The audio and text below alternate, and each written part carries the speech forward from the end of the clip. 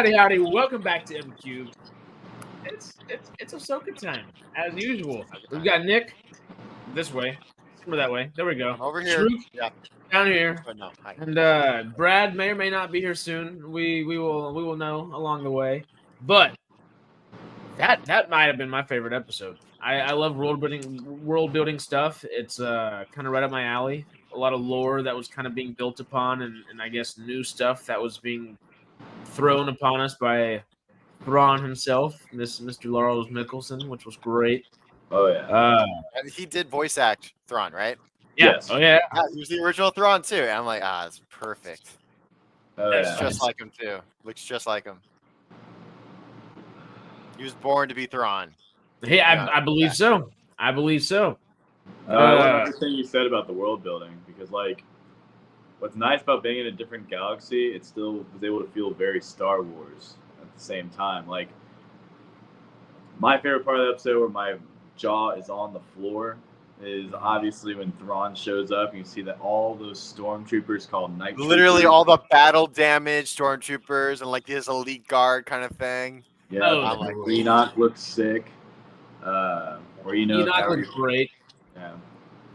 And yeah, I just like these little creatures we see, these new like species on this planet.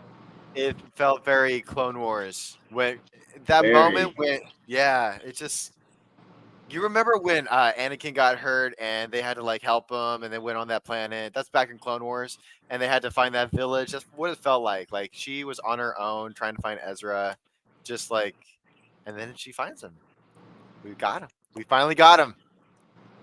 It's nice that we saw him. I think they easily could have just like halted that till next episode, but like and just have Thrawn be the reveal of this episode and have Sabine go on this quest.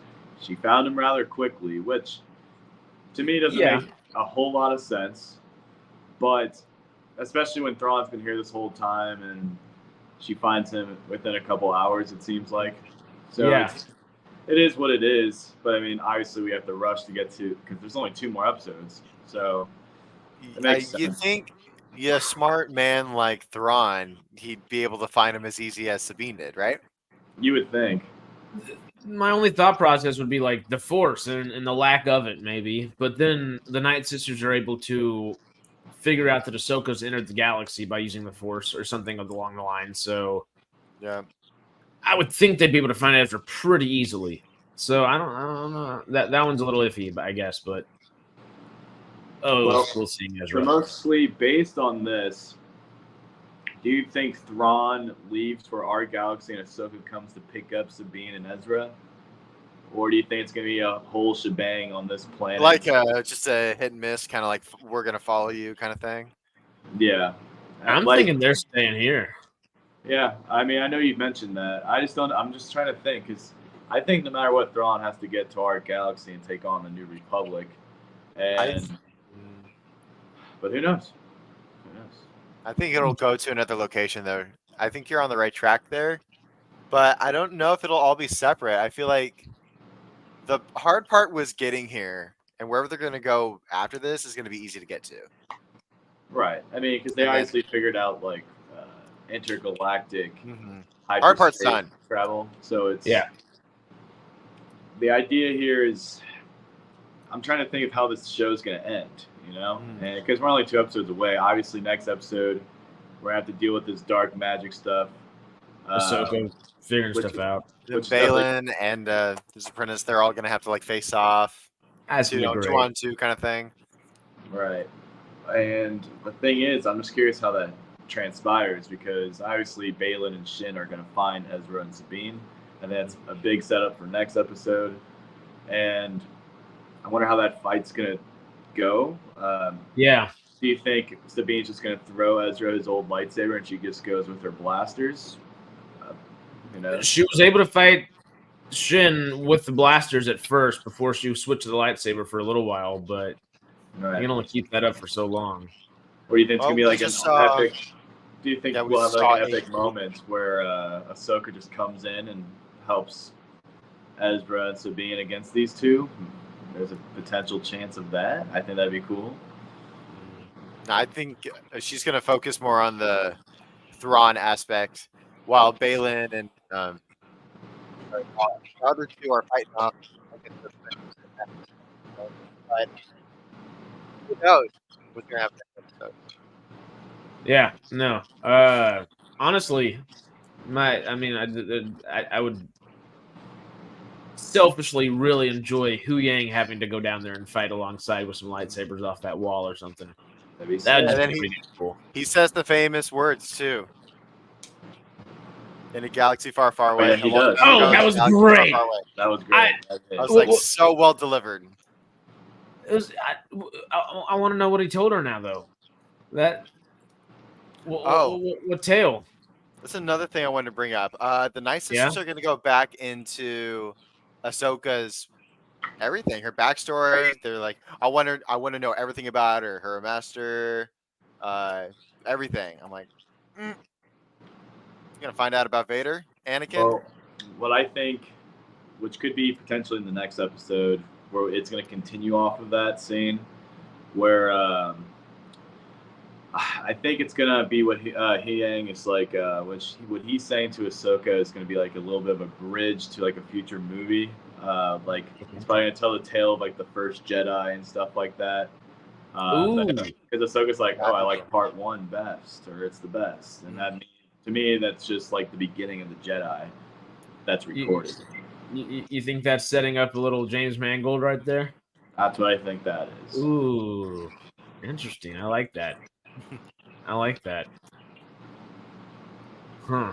But then Ahsoka, yeah, I think I can see that being one of the last scenes of the show, just talking to like Ezra, Sabine, if they're alive, of course, and Hu Yang, just about probably some fun adventure with Anakin Skywalker, like during the Clone Wars. I know that'd be a very heartfelt scene, but who knows? Do you think? Do you guys think anyone's gonna die in the next episode? Not in the We got a next couple people. We have a couple people facing off. No, Well, here's No. what not I even think. any of the Night Sisters or any. I mean, definitely some stormtroopers. Yeah, come on. Do We're you gonna see a think? bunch of. I think I have an idea of what's going to happen. In a way, it just came to my mind. What if next episode's solely a Hera episode dealing with like the New Republic and like Senate and all that, and of course like the moles within the New Republic building up this new empire, and then the finale is like Ahsoka gets there, it's a whole shebang, and then I think it could end with Thrawn leaving the galaxy to ours, or like the one we know. And That'd be that's what interesting. sets up as season 2. Well, Yeah. One thing I am confused about is why Thrawn he only has so many night troopers, I guess, because I always watch it with subtitles. They're called night troopers, which I like. That sounds just badass. I'm happy it's called that. Sick name. Yeah. But he only has so many night troopers. He literally says like, we only have so many numbers left, so we're only going to send like 2 little not battalions, but 2 little squads or whatever. So has he not been recruiting the Empire of the Hand while he's out here? Was that a bluff by chance? Because Thrawn is a military genius. He very well may have been bluffing. I think he was just stranded, right? He's been stranded there. But if there are bandits on this planet, he would have tried to take somebody over, you know? He's got a big-ass starship. I feel like, think about it, right after Ezra and the Purgold sent off his Star Destroyer there, his ship is crippled. There's no hyperdrive. He's on this new, like, distant planet. He's like, this is new territory for him. He's probably taking it slow. Ezra has to dive right in first. He took the ground first. And That's apparently it's so deadly that they won't even go on it. I'm like, that's just like, they just wrote it in there. That's the reason why they won't go on the planet. So he's just using his time sparingly. And, you know, he's looking at the surface, finds these Night Sisters. And then the Night Sisters send out this message. That's how he's been plotting, right? He's been using the Night Sisters. Right? Yeah. And then they find... I can see that with the Night Sisters probably communicating with those within, you know, again, like all these moles and people within the New Republic. And that's how like, the whispers, right? Yeah, that's why Hera could never get any concrete evidence because they were going through dreams and stuff. I mean, that's the only connection I can make. But And then that map that Ahsoka found. Mm-hmm. Which, if there's one, there might be more. But now we who's know going to be that. going to find it? Yeah, but now we know that they were mercenaries, right? But were they? I don't think they were really mercenaries. I think that's more what. I think she was kind of bluffing almost in that way. If that makes sense. Do you think Morgan Elsbeth was kind of bluffing Thrawn to a degree? I mean, the more that we get actual text from them and actual language, they're telling us a story here, oh yeah, now they're mercenaries. Now that's the reason why they won't go on a planet. I don't know. I'm just spitballing here. They could be lying. We could be wrong. I don't know. I mean, everything's so straightforward that I feel like someone has to be bluffing somewhere. If not, everyone's bluffing everywhere. At least within the over militaristic side of things, just because they all have their own agendas. But what is the Night Sisters' agenda, and why are they helping Thrawn? Is one of my questions as well. What are they gaining from helping Thrawn? Taking over? Well, I guess it's the power control, right? That's what Balin was describing. But they if just want to be a part of the power, man. They just want to be. I don't know. Yeah, but power over what? Peridia and this wasteland, and maybe whatever other wastelands, or if not, teaming with life lands. Maybe they're galaxy. Maybe they just have a common goal to reignite the Night Sisters and the Empire. But someone's probably going to portray someone. They could portray. They could have a secret agenda. I don't know what it would be. Yeah. Well, in that, do you think Shin and Balin are going to stay together for the rest of this season at least? I think they might just leave, man. Well, a part of me, I'm back, by the way, but a part of me just thinks that I think Shin is definitely already starting to feel like a little bit of a distance with Balin. It's starting to form a little bit based on this episode. I'm curious which way she's going towards, because again, Balin's very middle ground, and more so. Yeah, and that's why I really like the dialogue where it's like, "Do you miss the order?" And he's like, "Miss parts of it." He likes that Jedi patience, He still has that master apprentice protective thing going on. I'm like, you're still part good. You're not a Sith, dude. I think he's very Dooku, where it's like he's not very balanced. He's not fully embracing the dark side, which Dooku did not either. I mean, he was a Sith, yes, so more so than Balin, full dark side. He's definitely Ahsoka's equal in the aspects of balance for sure, and she's got a lighter aspect, and he's obviously got a more not so light aspect of it. Right. Yeah. I'm just curious ultimately what his ultimate goal is. Yeah. Do you think Shin sees that he's kind of leaning towards Sabine, and does she kind of betray him and become a lapdog to Thrawn and an assassin for Thrawn in a way? Or I don't know. Shin? Is that who you said? Yeah, I'm thinking Shin's gonna be one that might turn. I don't know, maybe. Well, Shin's probably not I don't want to say freaking out, but again, she's in a new galaxy, and obviously Balin seems more calm and collected, like he has his plan, but she's completely in the dark right now. Who knows if she even trusts Thrawn as a whole. Yeah. I think the next episode is going to be a big filler for a giant finale in the final. I think there will be a cool fight. Someone's going to get hurt, and then good or bad from either side, and they're going to get enraged, and boom, someone's going to bite the bullet. I think it's going to happen. There's a lot. Who do we lose? Who do we lose? That's a great question.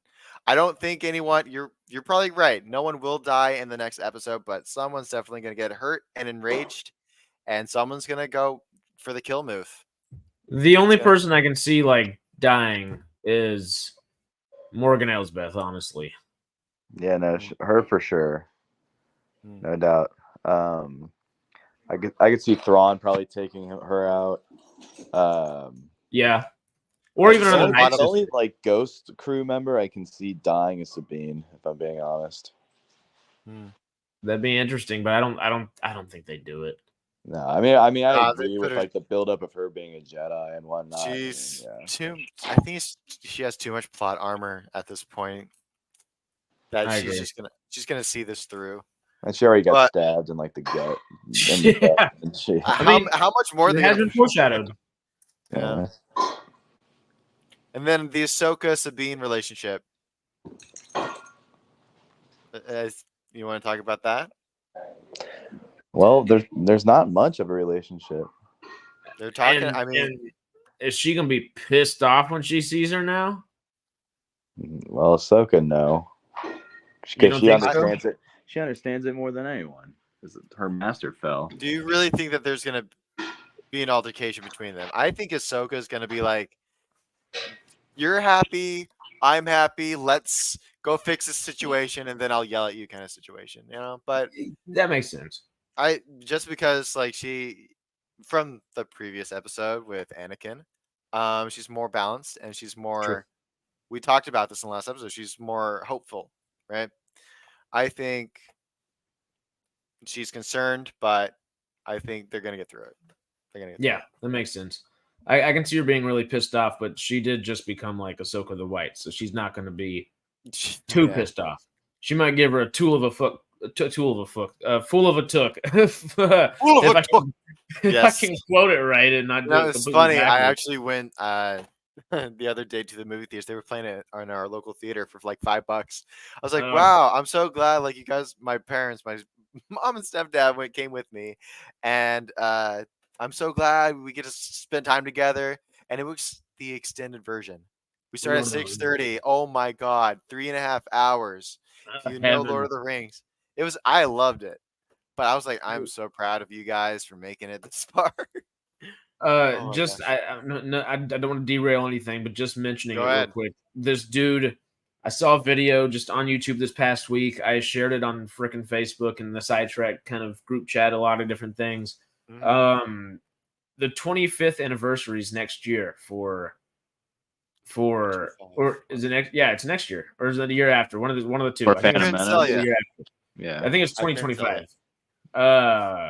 24 would be 25 years of Phantom Menace. Yeah, there we go. But when 25 years of Lord of the Rings comes out, there's literally hundreds of hours still that they could put in there, and there's like multiple fully like made scenes that they can put out, and you know. They may have added them in this last time. The movie felt like it got longer and longer every time I watch it. Well, no. There's like enough footage to make each one 6 hours, and Peter Jackson's like talked about it for years and years, and so like 25th anniversary, and we have to yell at Warner Brothers so they could put all of the footage in there. Maybe good content for Matt. Just if they do so the director's cut, probably put it in the movie theaters, and I'm gonna go see it right now. Like. Well, yeah, movie theaters, and then you can just put it on Max, and that's something to stream. You know, that's good for them. Free money. All you need to do is put Peter Jackson in a room with an editor, and there you go. You already got the footage; it's already made. Like the action sequences are done. Like, but back to Ahsoka the White, not Gandalf the White. As much as I do love Gandalf, you know. So I think we're gonna start with Ahsoka at the start of this next episode. That makes sense. She's gonna find the planet, maybe a little Ezra. No, not thinking about it. We're just gonna get Ahsoka and a Thrawn interaction first. You think so? Maybe. Actually, now that I'm thinking about it, I'm thinking it starts with Sabine and Ezra on like the journey of them moving. I think because we didn't see like the cool, because it says they move, and I'm thinking it.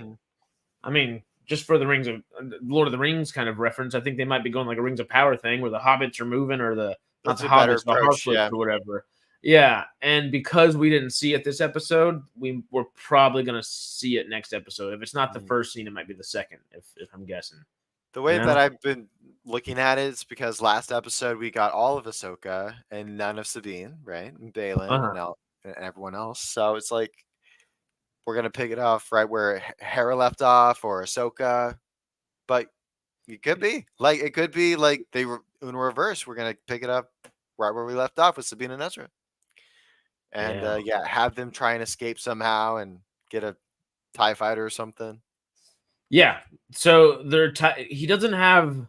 That's one of Thrawn's weaknesses is he doesn't have a ship that is capable of hyperdriving out of anything besides his Star Destroyer.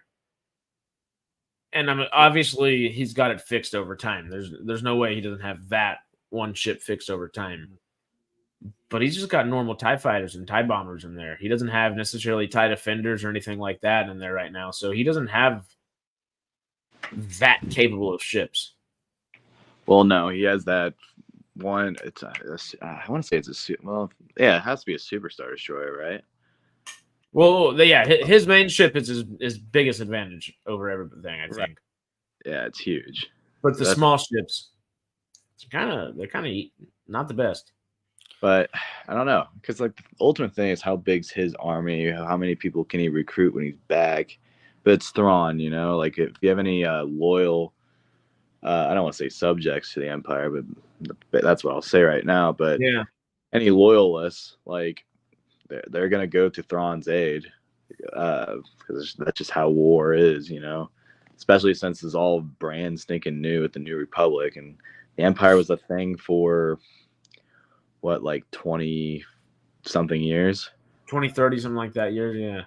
Yeah, so that's just what people were used to, you know. And now it's a whole new thing to like trying to be what the Republic was. But you know, people got used to just this grand regime, like of all just this government of like a supreme ruler, and that's what Thrawn could be. And who knows? So we kind of talked about it, just like touched on it earlier. He hasn't. I mean, you would think he would have tried to subjugate more people while he was on this new planet. You would think he would be amassing more armies and stuff, because it doesn't look like he has. Does that mean he's he may be bluffing, like we kind of said? Maybe he's bluffing and he's scared. Sounds like he's bluffing and he's just. I'm kind of thinking that, but I'm shocked that he doesn't have an Empire of the Hand like in Legends, I guess, and even kind of in. I guess they don't have that in the canon novels, but. Well, it's kind of different just being in the terms of it being after Return of the Jedi, and then him being in a different galaxy for, let's say, almost 10 years. I think it's 11, yeah. Maybe 11 years, yeah. But, like, this is all unknown terrain to him, and it appears they just stayed on this one singular planet, so I don't know how much Thrawn can do. Him being the sharp military, gifted-minded guy, right? Like he's just. I think his smart tactic would be to like just keep training what he's got, because if you just go willy-nilly into the unknown, then you can screw yourself. Well, I mean, he does have the Night Sisters' help, I guess. Yeah, I mean that helps for sure. I feel like every time we see Thrawn, every time. This is, I guess, our second time seeing him. He's got a different aspect of tactics, right? So in the beginning, it was all about like search and destroy. You got to find the rebels, but now it's all about survival. And he's not going to go out and risk all of his resources just to understand one planet, and then be like, "Oh, now I understand it, but now I'm out of men." You're probably right. He's just been keeping everyone on a Star Destroyer, training them, and he's probably sent scouts out there, and that's why they're so afraid to go out there, because of all those hunters and dogs and whatever else is out there. He finds these Night Sisters. He's like, you know what? They're resourceful. Let's use them now. Let's get a message to the outside world. Well, I mean, hey, that's the thing. I mean, that's what Filoni's doing right now. He's keeping us guessing, no matter what. I mean, I just have no idea where he's going with this. I have ideas, but like I have no idea what Thrawn's been absolutely up to. But regardless, he's gonna be able to come to the main galaxy and wreak havoc, because that's just who Thrawn is. Well, he's been waiting his time just to get to the main galaxy. has he been hiding in this galaxy because of a like Balin said, some larger power, some deeper threat, and that's why he hasn't been amassing armies? So is he going back to the known galaxy to amass armies because he hasn't been amassing armies, and is he going back there to get that power and gain that power, and that might be why he's not there during the sequel trilogy or something like that, and that's when he forms the Empire of the Hand at that point, I guess. I'm not sure exactly what they're working to, of course, but I don't know too much of Thrawn lore, but your guess is as good as mine about what's going to happen next episode. I couldn't tell you. You said the Empire's Hand. Okay. So after the Empire is kaput, after Luke destroys the Empire with Anakin and Vader. Okay. Thrawn is the kind of head honcho guy that takes over after the fact, and he creates his own empire in kind of where he's from, kind of where the Yuuzhan Vong, the Gris, and the Chiss, his species of people, where they're from, kind of outside of the galaxy, not in this new galaxy, but kind of outside of the known galaxy. Mm-hmm. And he amasses an army that, and an empire, I guess, that loves him and like adores him more so than they ever loved or adored Palpatine or anything like that. Like they will fight for him. Like he should have been leading the entire time because he's exactly so got it. Kind of thing. Okay, I like that. No, I like the way that works out. Actually, they have to include it at a certain point. I'm just trying to figure out. My brain's doing gymnastics trying to figure out exactly where. You remember the end of Mando? You remember the end of Mando where they referenced Grand Admiral Thrawn's return, right? 5, 6, 8 of them, however many were in that big old room talking about it. That's the only possible connection to like the Mandalorian appearing next episode. Well, just while you're talking about connections, I really like this theory. I keep seeing it on Twitter and stuff, or X, whatever the hell it's called, Twitter. Was the moment that Din and Grogu puts his hand on the window and sees the Purgle? Was he sensing Ahsoka inside of a Purgle? And was that a connecting moment there on the way to the next galaxy? I saw. They get there. I'm just thinking, what if they just get there? They look up. Oh, is that Ahsoka instead of a Purgle? Oh, the mouth opens. You just see them wave. I just don't. There's just no way we see Mando and Grogu in this. Oh no way. No. But maybe that allows, again, I guess, Grogu to have some Force knowledge of what's going on to a degree. The Force works in mysterious ways, fellas. Okay, exactly. Don't rule out anything. Well, that's fair. That's true. Oh, speaking of just mysterious ways and mysterious things that Star Wars likes to bring us, I'm a fan of Jawas. I'm a fan of the Sand People, the Tusken Raiders themselves. I'm a fan of Ewoks. I know they're not the most popular things in the world, but they're fun little things. You know, they're furry little creepy bastards. Do you like the Pebble people? You like the Pebbles? You like the Pebbles, bro? I like the Naughties, the Noties, whatever they are. The NOTI. Naughty. Yeah, no, they're cool. I'm a fan. Did y'all like them? Were they too silly? Were they just right? No. I felt right at home with the Star Wars Village and like a whole new world kind of thing. No, yeah, it felt like Star Wars, but like when I saw that, I'm like, oh, this is like the Rock people from Frozen. That's the first thing that hit me. I don't know if you've seen Frozen. But... No, you're right. It's a little Frozen vibes. I don't know. No, the stone people. I get it. Yeah. And it's like Kristoff was raised by those stone people. Yeah. No. Okay. Now I got you. It reminded me of Clone Wars. It felt very Clone Warsy. Like whenever season 1, season 2, when they go find the lemurs on that one planet. Yeah. Yes. I said that earlier. Yeah. Did you say that? Yeah, I did. I knew that. My bad. Give him some credit, Harris. Damn. I'm like, you know what? That is an original thought, Harris. That is an original thought that you just said. Sometimes I'm a little slow. That was one of those moments right there. It happens. It happens. They happen fairly frequently.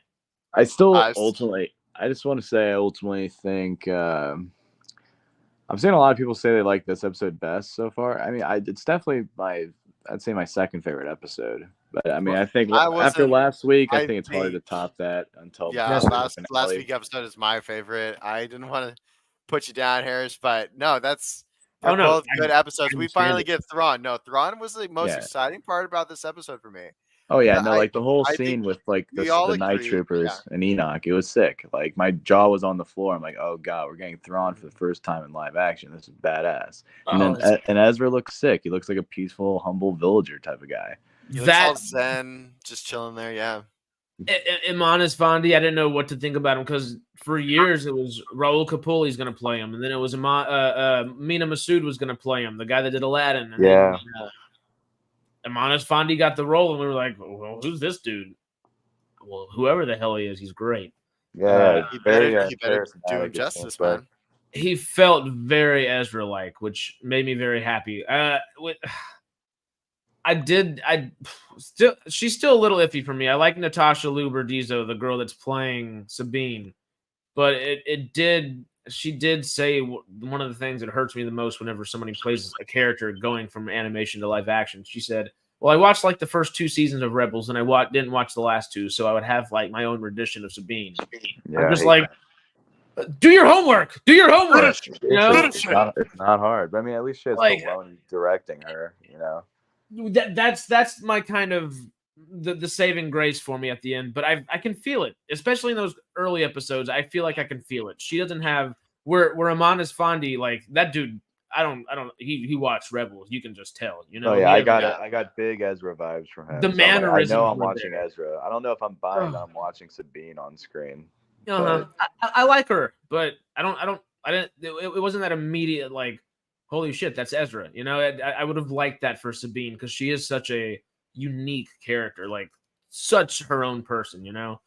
And so far, she's been kind of like a normal angsty, depressed teenager. But oh yeah, like the whole time. I'm like, come on. I thought she was better. Where is he? Where is he?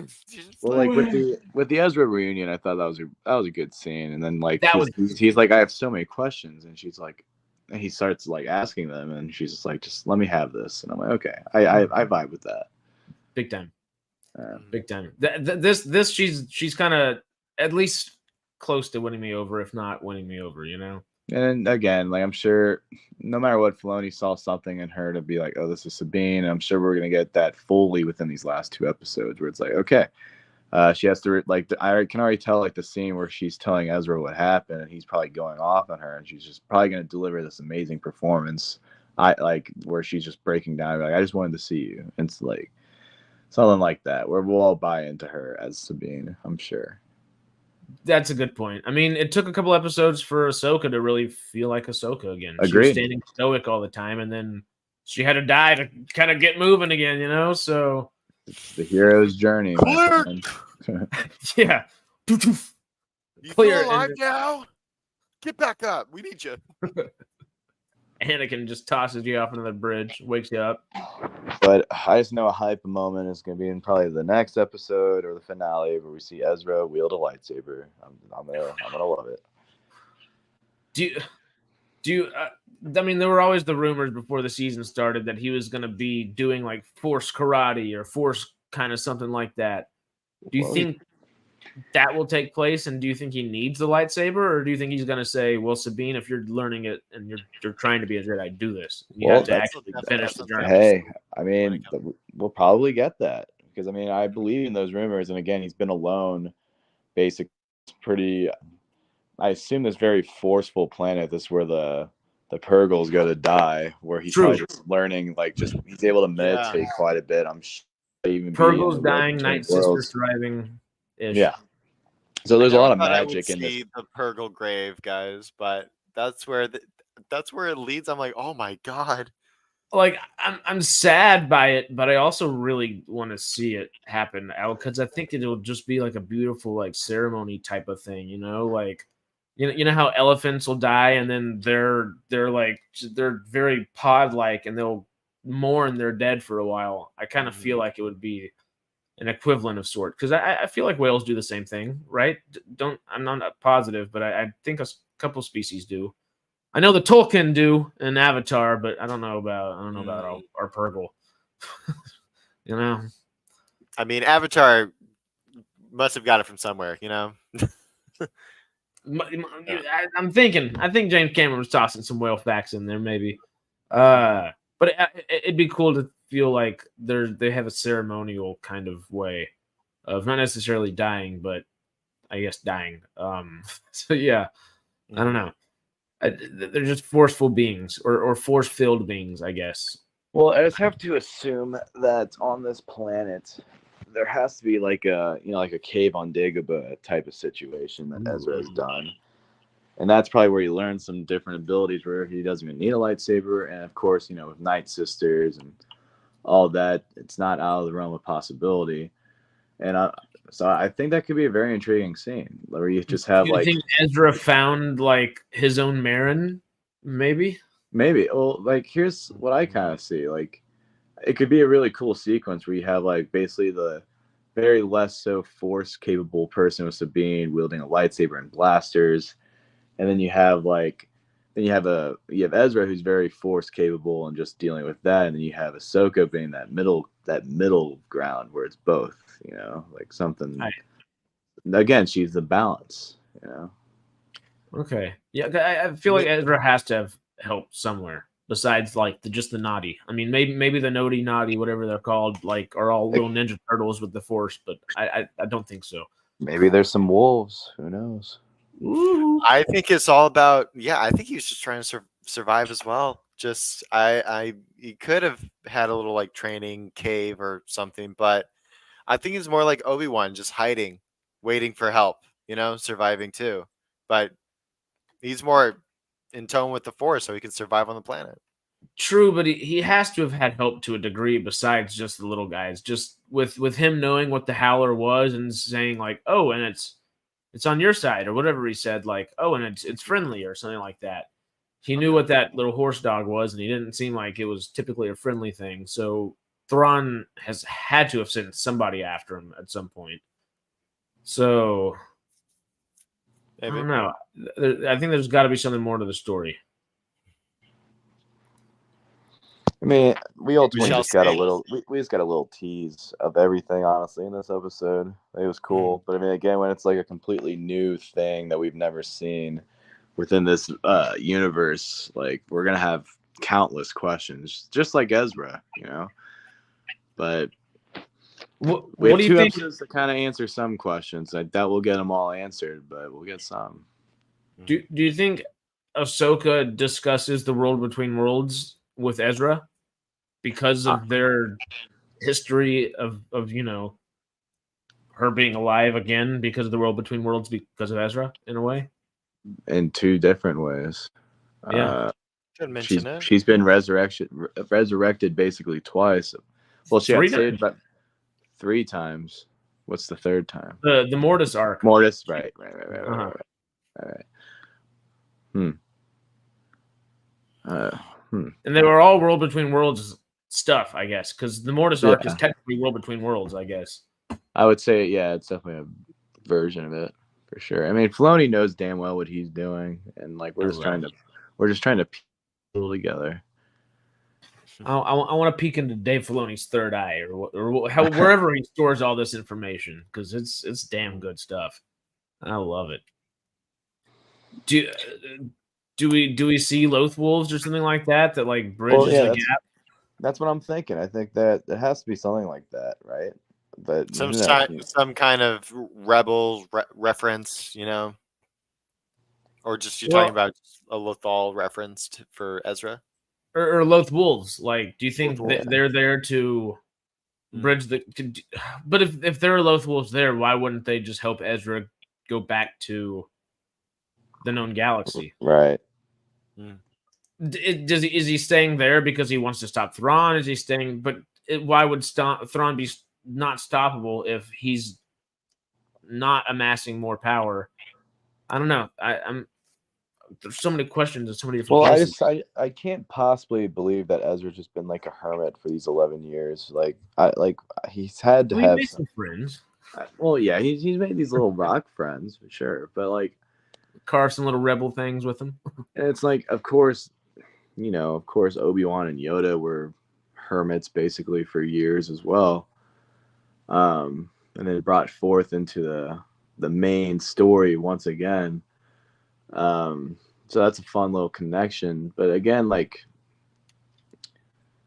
I just can't fathom Ezra being gone alone for this long without potentially again finding like a cave like in Dagobah and just getting connected with the Force, potentially talking to his old master like Kanan or Oh, that'd be great. yeah, I think that could be a cool sequence. Talking to Yoda through the Force because he has that connection with Yoda as well. But No, I'm with you. If there isn't, I would think there would probably be like a cave like thing because it's just a very Force in tuned planet, and then right, I don't know. I think he's got to have other help. I mean, maybe these little turtle dudes, rock turtles, can fight because they have little rebel carved things, and maybe they're more than meets the eye, I guess. But first thing they did when Sabine and the Howler, I guess, saw them were hide. They just hid. So I don't think they're fighters. I think he's had to have had help somewhere. But what does that look like? I don't know. Well, I think they're Balin and they're gonna team up with those hunters, right? And then probably ambush them. So who are those guys? I think we're gonna get ready to see a big fight between them. Yeah, that would be cool. Do you think Thrawn sent those out? Maybe Thrawn is actually controlling these bandits and just kind of testing everybody. Could be. And it is part of the bluff, if there is a bluff.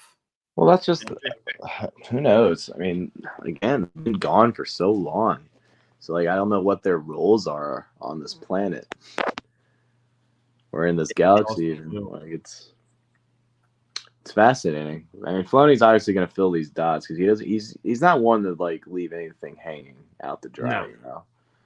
Except that Rebels finale, and now he's getting it done. He's getting it done. It took a while, but I mean, obviously he wants it to be live action. That's when Star Wars is at its arguably it's not at its best because Clone Wars and Rebels is some of the best Star Wars we got, but live action Star Wars is obviously the what we want. But I don't know. It's just, again, this is going to be building that bridge to when we get his movie, I'm sure. I think we're going to get hopefully we're going to get another season of this and Mando before we get the movie. And I think those two seasons are going to like really build up to whatever this big threat is that Balin mentioned.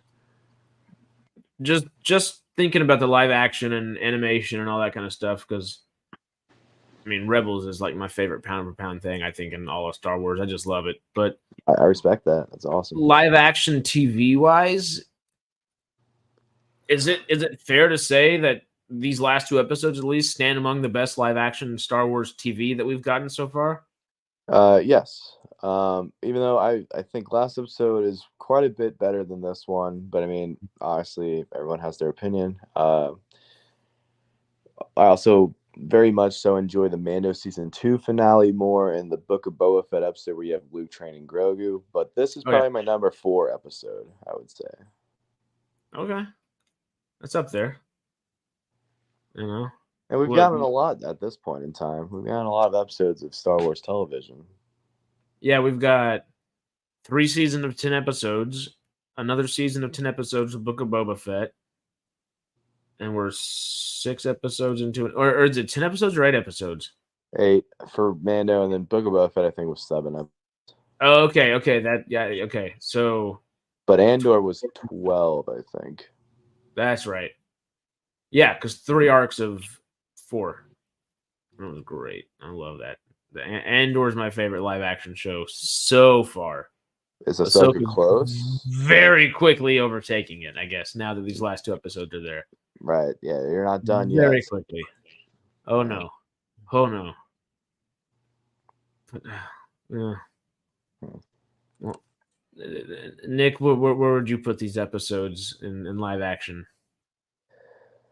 If I had to rate them, I guess up there. I mean, episode 5 was my favorite, like live action. Besides the finale, the final fight between Obi-Wan and Darth Vader, like just having those.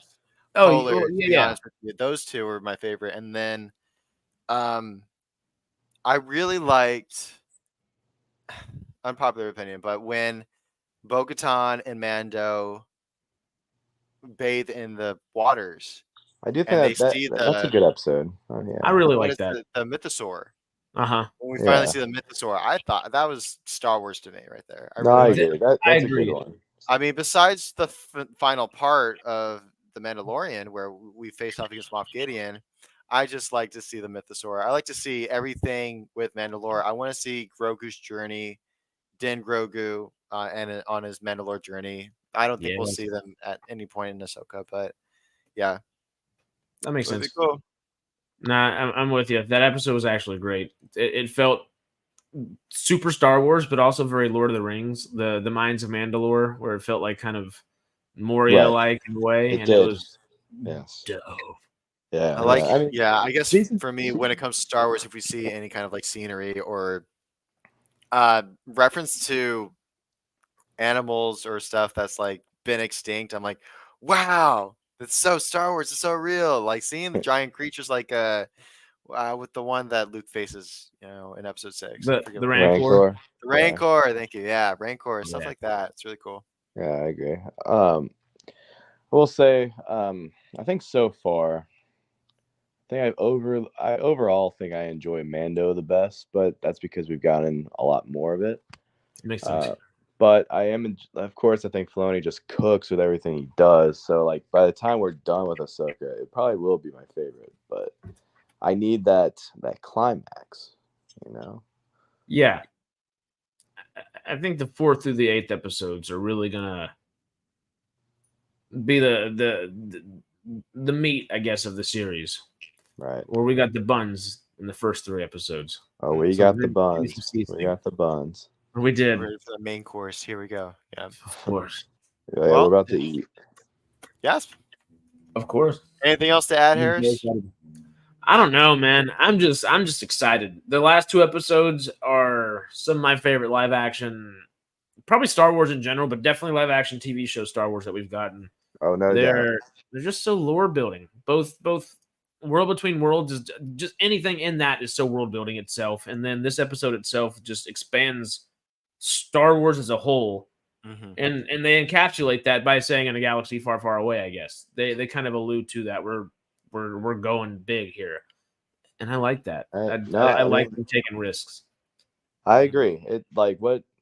Say what you will about Ahsoka if you're not a fan, but it is expanding this universe significantly, and I'm all here for it because, of course, Star Wars to me is ultimately, the Force, found family, and lightsabers, and I think that's what we're seeing here, but in a different way, which I love. Yeah, that's a good point. We already have seen Ezra's newfound family, even Thrawn's newfound family. Right. But then it's Ezra's original found family coming to save him. Wonderful. Chef's poetry. Where it rhymes, baby. It rhymes. Damn right it does. Damn right it does. All right. On that note, I'm gonna have to head out here, guys. But damn good episode. Yes, sir. I can't wait for next week because we're getting close. We're getting close. We're right there. These last 2 episodes are going to be amazing. I think we shall call it a day, huh? Yeah, it's a good episode. You have any final thoughts before I start rolling some credits here, Nick? No, I think we covered it all, man. We did well. Great. We did well. Mook? No? Well, see what happens next. 1 week. We will be here. Also, come by tomorrow morning on MCubed. We're doing the usual Sidetrack MCubed dual stream, but strictly on MCubed tomorrow, and we're doing some Stargate talk. Jamie has some very interesting Stargate information for us. So, yeah, we'll have to talk about it.